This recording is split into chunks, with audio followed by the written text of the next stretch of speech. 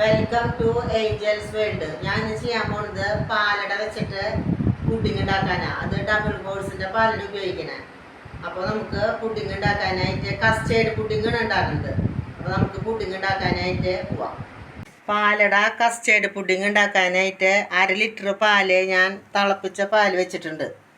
പിന്നെ അതിലേക്ക് ഒരു ബൗളിൻ്റെ 3/4 പാലട നമ്മൾ അതിലിടാം. നന്നായിട്ട് അത് വേവണം.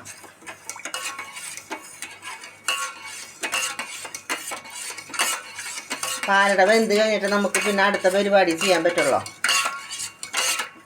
നമ്മൾ വെച്ച പാലട നന്നായിട്ട് വെന്തുണ്ട്. പിന്നെ അതിലേക്ക് ആവശ്യത്തിന് പഞ്ചസാര ഇടാം.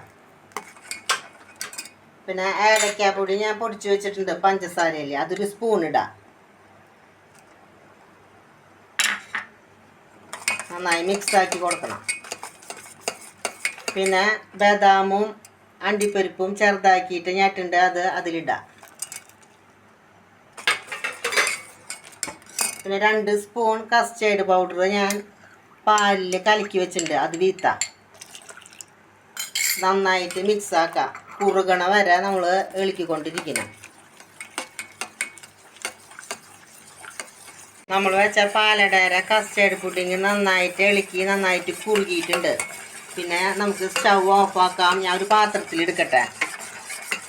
നമ്മുടെ പാലട വെച്ചിട്ടുള്ള കസ്റ്റേർഡ് പുഡിങ് റെഡിയായി.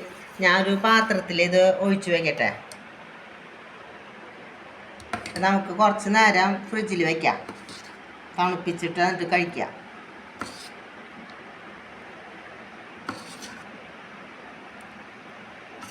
അപ്പോൾ ഞാനത് ഫ്രിഡ്ജിൽ വെക്കട്ടെ കേട്ടോ.